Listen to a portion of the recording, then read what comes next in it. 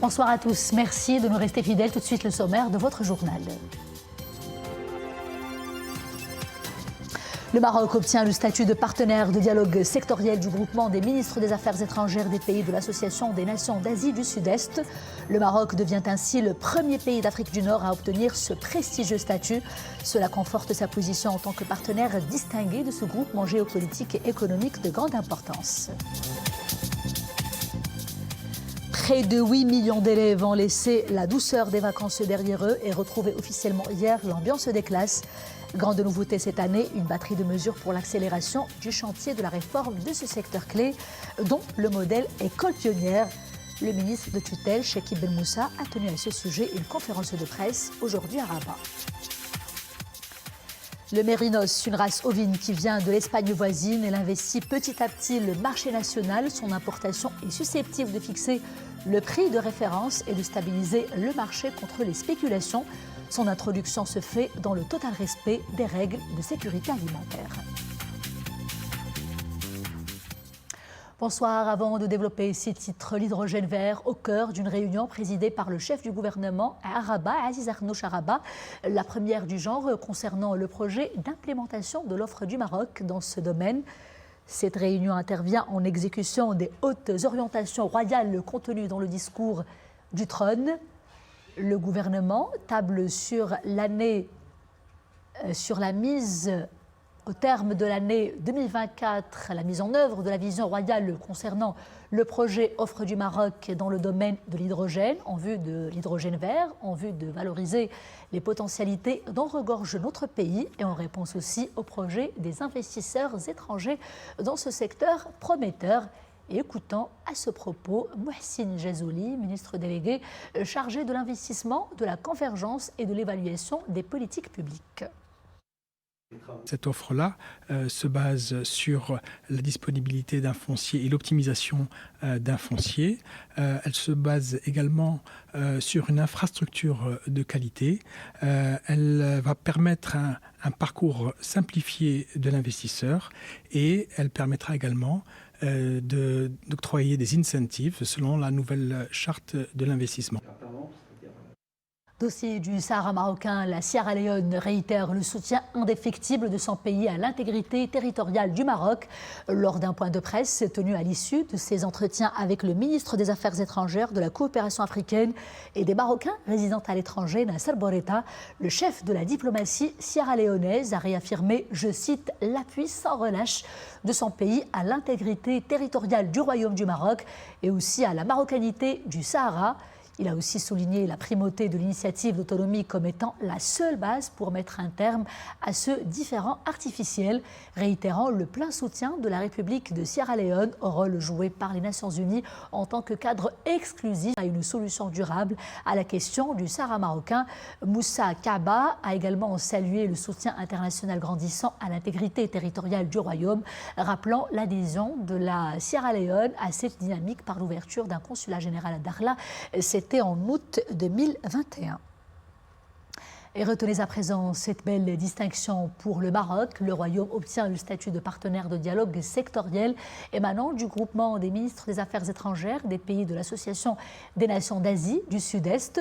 Groupement réuni hier à Jakarta. Par cette décision, le Maroc devient en fait le premier pays d'Afrique du Nord à obtenir ce prestigieux statut, confortant ainsi sa position en tant qu'interlocuteur distingué de ce groupement géopolitique et économique de grande importance. Les précisions tout de suite en compagnie d'Iman Ablou, Ahmed Amsmir et Hayat Fkhari.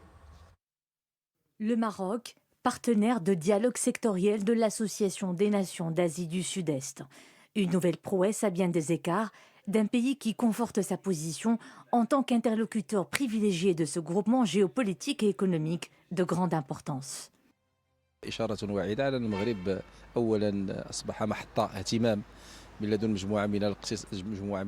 Ce statut auquel le Royaume accède auprès de ce groupement est un signal fort et prometteur qui focalise l'intérêt de plusieurs groupements économiques et géopolitiques qui pèsent de tout leur poids sur les plans régional et international. L'accès à ce statut renvoie également à la volonté du Maroc de diversifier ses partenaires et à la volonté de collaborer avec des économies qui comptent sur l'échiquier mondial. وكذلك التعاون مع تلكم الأبنية الاقتصادية التي لها وزنها على مستوى الاقتصادي. هذه الدول أيضا اختارت المغرب لأن المغرب بطبيعة الحال يمثل. Ces pays ont choisi le Maroc du fait de sa position en tant que point d'ancrage sur le continent africain. Le pays dispose de larges réseaux commerciaux en Afrique et dans l'espace euro-méditerranéen. C'est aussi un marché économique important qui s'ajoute à sa position stratégique et aux politiques conduites par Sa Majesté le Roi qui font du royaume un pays ouvert.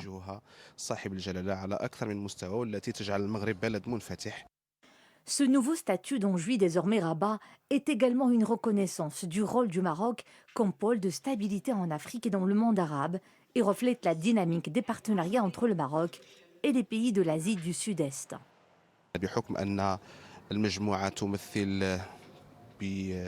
L'Association des nations d'Asie du Sud-Est représente le 5e plus grand groupement économique dans le monde. Je suppose que cela ouvre des perspectives de coopération dans plusieurs secteurs, comme celui de l'économie verte, l'économie bleue, les infrastructures ou encore la digitalisation. Des partenariats à explorer avec un géant économique qui représente un marché de 664 millions d'habitants et un PIB cumulé estimé à pas moins de 3 900 milliards de dollars. Et pour parler plus longuement de cette distinction, avec nous en direct professeur Driss Aissaoui, analyste politique. Monsieur Aissaoui, bonsoir. Le Maroc, nous le disions, est le premier pays d'Afrique du Nord à obtenir ce prestigieux statut.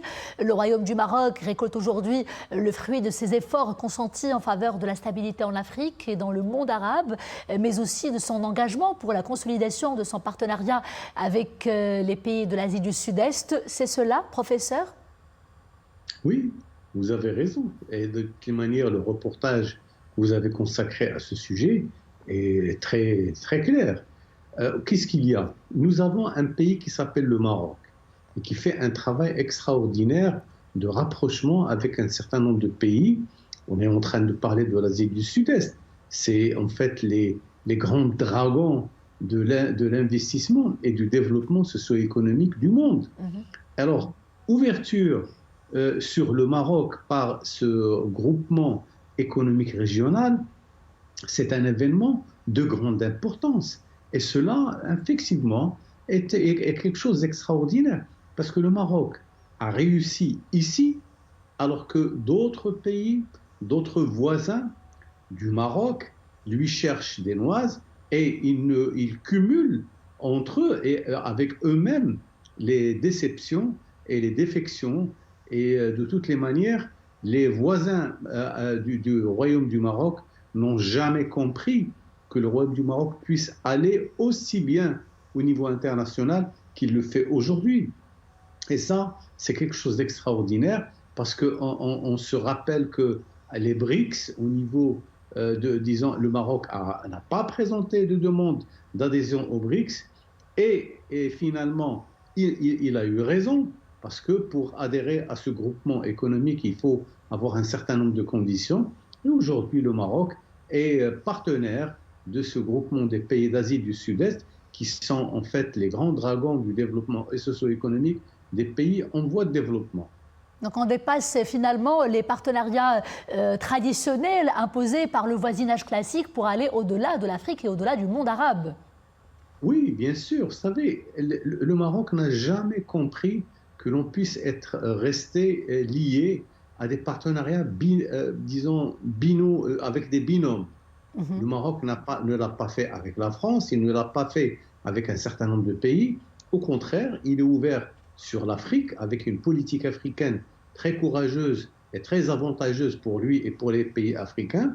Aujourd'hui, les pays d'Asie du Sud-Est l'ont invité à être un partenaire et observateur important au niveau du dialogue sectoriel avec ces pays-là. C'est quelque chose d'extraordinaire. On ne peut pas l'oublier et n'oubliez pas que nous avons quand même un pays qui a une stratégie d'ouverture extraordinaire, importante, de diversification de ses partenariats sur le plan économique, politique et de toutes les manières, l'avenir nous dira encore davantage que la stratégie du Maroc est une stratégie qui va réussir et qui va aller au-delà de ce qu'on est en train de voir et maintenant. justement, professeur Aissaoui, cette stratégie d'ouverture et cette diversification des partenariats dans le monde entier, c'est le résultat. Elle est consacrée, elle est sans cesse promue par la vision royale. Cette diversification, vous le disiez, des partenariats qui se voient aujourd'hui d'ailleurs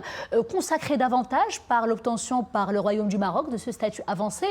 Quel impact aura-t-il plus concrètement sur le développement de ce partenariat entre le Maroc et ce groupement, mais aussi sur l'ouverture du Royaume du Maroc sur son espace géopolitique, professeur Aissaoui? L'espace géopolitique, il est ce qu'il est aujourd'hui, nous n'oublions pas. Les relations avec, les partenaires européens sont ce qu'ils sont. Le Maroc a amélioré ses relations directes avec l'Espagne, avec l'Allemagne, avec la Grande-Bretagne, mais aussi il a d'excellentes relations avec l'Afrique, où le Maroc a des positions tout à fait honorables en termes de partenariat. Et l'avenir avec les pays d'Asie du Sud-Est est un avenir radieux. Parce que, vous l'avez dit dans le reportage, il y a des sujets tels que l'économie verte, tels que l'économie bleue, et beaucoup de possibilités seront offertes et sont ouvertes à un pays qui s'appelle le Maroc, avec cette possibilité d'exporter du savoir et d'importer aussi de la technologie et du savoir-faire extrêmement intelligent à partir des pays d'Asie du Sud-Est.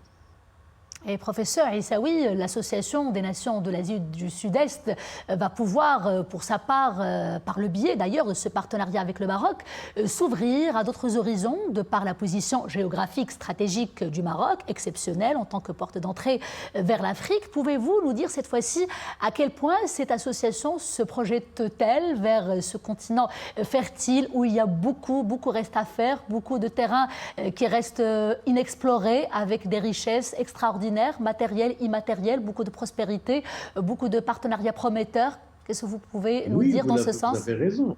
L'Afrique, c'est l'avenir de l'humanité. Toute la richesse du monde est emmagasinée dans le continent africain. Je ne voudrais pas rentrer dans des détails, mais aujourd'hui, il y a beaucoup de pays africains qui se sont réveillés.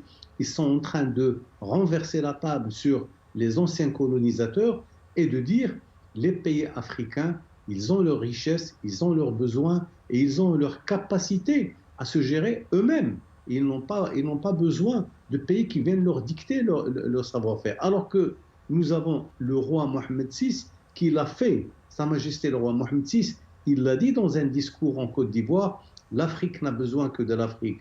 Donc c'est un discours de militant pour le développement des pays africains. Je pense que ce qui est en train d'être préparé par le gouvernement marocain, par les individus, par le secteur privé marocain, va mettre le Maroc sur une rampe de lancement extraordinaire et on verra. Une Afrique qui se prend en main, qui relève ses challenges et qui va de l'avant.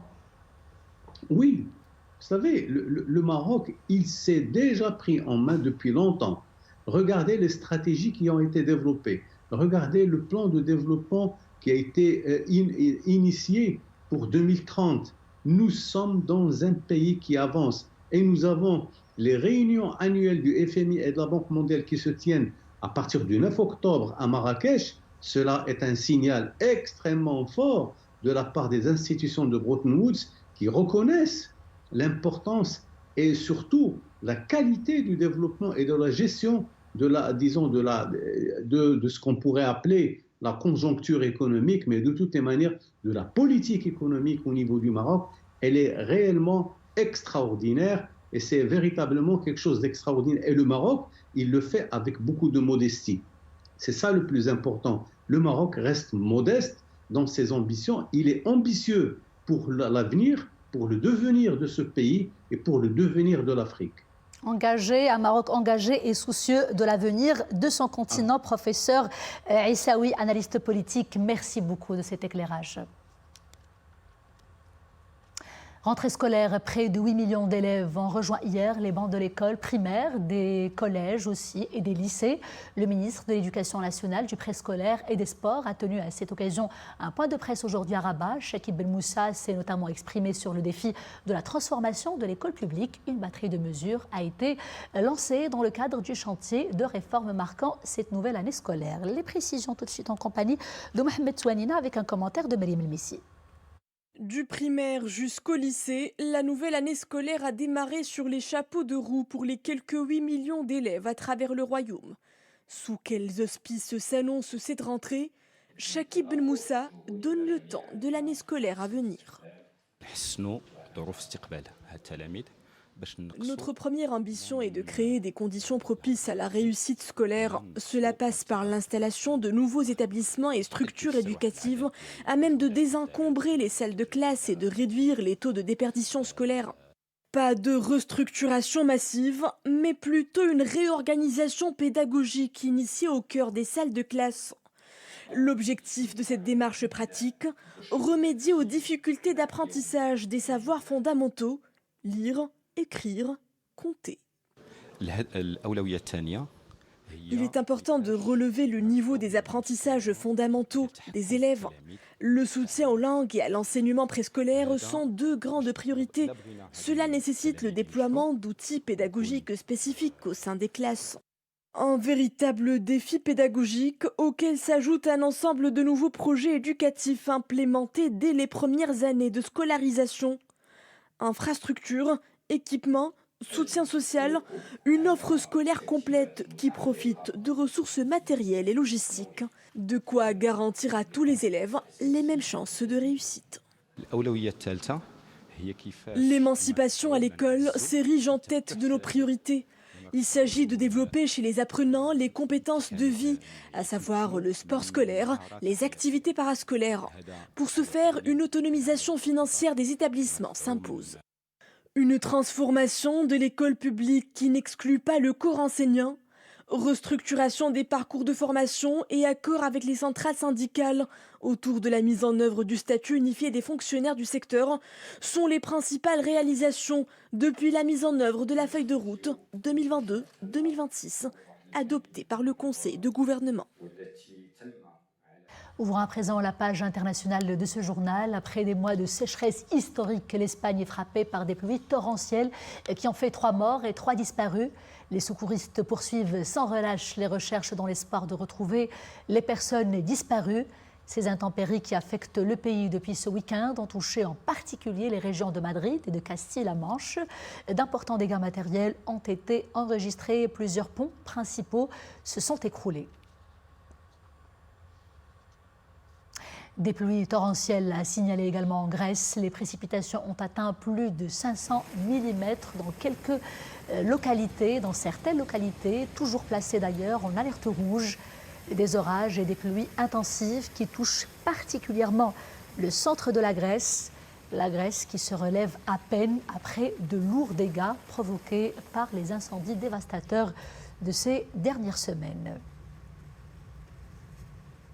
Et décidément, la météo fait des siennes aussi en Chine, en Asie, des pluies torrentielles, des inondations et des vagues gigantesques ont frappé de plein fouet les côtes asiatiques.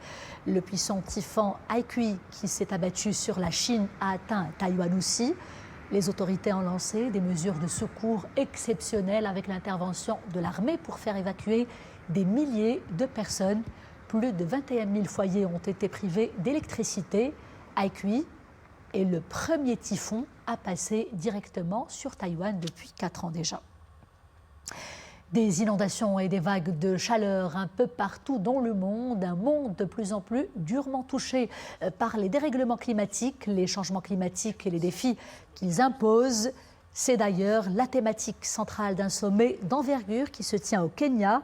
Il s'agit du sommet africain sur le climat. Cette grand-messe se déroule avec la participation du Maroc dans la capitale Nairobi sous le thème « Stimuler la croissance verte et les solutions de financement climatique pour l'Afrique et le monde ». Le sommet, qui se poursuivra jusqu'à demain, réunit les chefs d'État, de gouvernement africains, des dirigeants mondiaux, des partenaires de développement, des organisations de la société civile, des chercheurs, des universitaires et différentes parties prenantes. L'objectif est de relever les défis urgents imposés par le changement climatique. Le but est aussi de favoriser la collaboration de l'Afrique dans ce chantier planétaire pour un avenir durable. L'Afrique qui est amenée à être une superpuissance des énergies renouvelables selon les mots du secrétaire général de l'ONU, Antonio Guterres. Et retour chez nous, le Mérinos, une race ovine originaire d'Espagne, connue par la qualité exceptionnelle de sa laine, mais aussi par ses valeurs nutritionnelles. Elle est de plus en plus importée du Maroc, de l'Espagne plutôt au Maroc, pendant ces derniers mois, surtout dans la région de l'Oriental. L'objectif est de diversifier l'offre et de stabiliser les prix dans un marché marqué par plusieurs fluctuations. Et l'équipe de l'ONSA est très présente avec ses équipes pour veiller au grain. À Oujda, le reportage de Rachid Latiabi sur un récit de Boubkar Benhabret. Après un long voyage, ils ont hâte de toucher terre. Ce sont les Mérinos, une race d'ovins importés d'Espagne. Ils ressemblent beaucoup aux ovins de Roelem de la région de Doukala, âgés d'à peine 13 mois. Leur importation devrait tirer le prix de la viande vers le bas et stabiliser le marché. Les mesures prises par le gouvernement pour stabiliser les prix restaurent la confiance des professionnels et les encouragent à se tourner vers l'importation. Cela permettra de stabiliser les prix. Nous sommes une centaine d'importateurs d'ovins. Le marché de l'importation est ouvert à qui le désire.